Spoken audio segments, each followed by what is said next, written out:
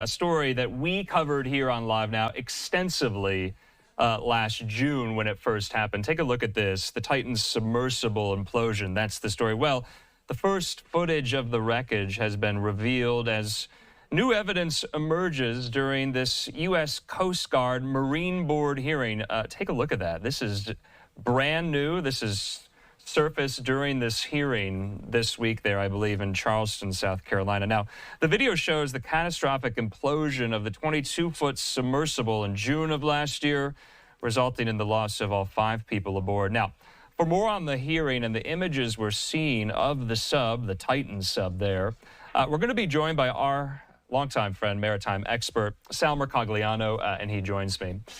Sal, good to see you here. We had to get you on. We had to do a follow-up on this because we're seeing these images for the very first time. What answers are you hoping to get from this investigation? Did you know that this Coast Guard Marine Board hearing was happening this week? It kind of, from my vantage point, it kind of snuck up on us.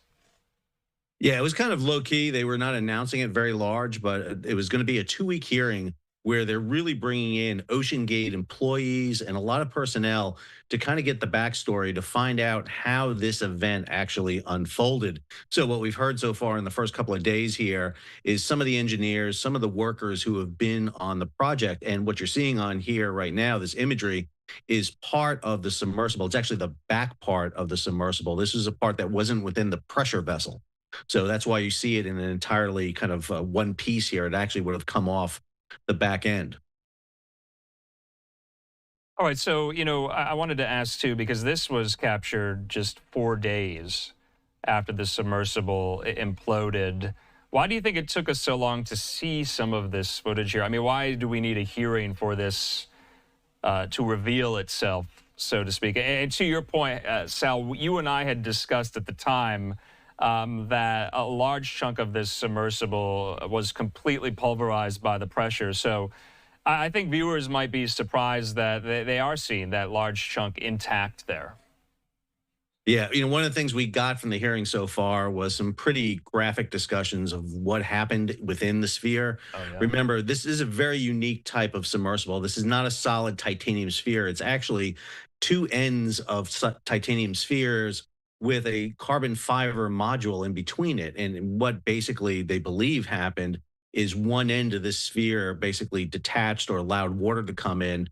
And those sections basically imploded together and in a time frame that even the people on board would not have been able to process themselves. It was almost instantaneous. But what we're getting now is a TikTok of the events leading up to the event. But most importantly, we're hearing from people like the engineer you see right there, who's really talking about his problems he had with how OceanGate was operating. And what we're hearing here is like consistent problems with this vessel. And what's amazing is there was no one to appeal this to because this was an unclassified vessel. And I think that's what the Coast Guard really wants to find out about is whether or not there should have been some sort of oversight, including their own, of this event. Sal, I wanted to bring up, too, you mentioned some of the communications that were revealed between those on the sub, on the ocean floor, and those above in the vessel, tracking and monitoring their movements here. One of the last messages that was read was this: we're all good here. Do you have any idea how much the crew knew before the sub imploded? Has that been revealed in this hearing? Yeah, listening to some of the people involved, like the dropping of weights, that was standard. When you bring a submersible down to the bottom, you don't have tanks on a submarine to flood. You use basically weights. In this case, they were using steel pipes, and they would create negative buoyancy. In other words, they free fall down to the bottom. And as they get closer to the bottom, they shed weight to create what's called neutral buoyancy. That allows them to maneuver at depth without coming up or down. And based on the communications, everything was operating normally. There did not seem to be any major issues. There was no indication at all that there was an accident. And based on the reports of everyone so far, and again, we've only had a couple of days of the hearing, is the events that unfolded were nearly instantaneous. That it was they did not know what was going to happen. The problem is that there were indicators long before this that there should have been more concern, including the owner CEO who was piloting this vessel. There was a very graphic description of him piloting a sister ship of this, the first version of this vessel, and nearly colliding with another underwater shipwreck. This is the Andrea Doria. Yeah, Sal, I wanted to ask too, what's the purpose of the investigation? Is it just to reveal more information to, shine sunlight on this? It's the best disinfectant, of course. Or is any accountability going to come from this hearing for those involved here? We know a lot of civil lawsuits are ongoing from some of the victims' family members toward OceanGate and the company here. But what should be taken away from once the hearing is all said and done?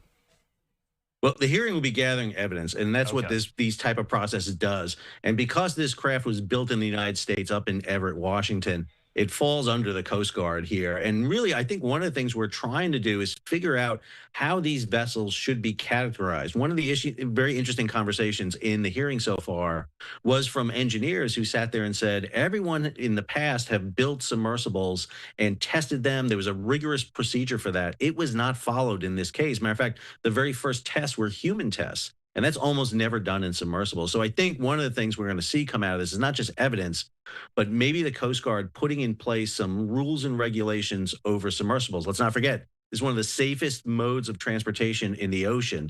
Really hadn't seen any loss of life in the 60 years use of submersibles until this event. Sal, just lastly, it's been now more than a year since this all transpired, and really the world was fixated on this story for so long. Since that time, and you and I at the time had mentioned, this is going to be a watershed moment for this industry, kind of a wake-up call. Since that time, have you seen progress or not? I think this is one of the very first steps that we're seeing. I think this hearing is bringing the light to it, and more importantly, getting these accounts on record and creating a process whereby if there are issues in other submersibles in the future, that there is a process whereby people can go. The problem is everyone's echoing the same account that this was a problem, but there was nowhere to go beyond the CEO, Stockton Rush. But the buck stopped with him. There was no Coast Guard. There was no oversight agency they can really go to. And again, this is an extremely safe process. Almost every submersible is rigorously tested. This submersible was not rigorously tested. It was left outside over the winter time and then brought back in, and it used a fairly new technology of carbon fiber to be able to be launched. So I think what we hope to see here is really prevent maybe the hubris of someone who wants to challenge the environment and not taking, paying passengers with them into a dangerous environment as they did. Sal, just lastly, though, I mean, we haven't seen any copycats or would-be adventurers trying to recreate this successfully, have we, or no? No, I mean, we've seen dives on the Titanic, but they were done by submersibles that have been well tested. Again, we talked about this at the time, Andrew. Sometimes you try and push the boundary of technology. Yeah. And I'm not one who's going to write off the type of technology that was in this submersible. The issue here was the proper testing and provisions that were put in place to ensure that this mode of transportation would be safe in the long time. And that was the issue. It was just not really rigorously training. We get in our car every day, drive 55 miles an hour, and first time we test the brakes is when we come to a red light. But that's because we have tested that procedure over and over and over again. All right, Sal Mercogliano, we're going to have to leave it at that. Sal, always appreciate your time. We'll talk soon. Thanks for having me, Andrew.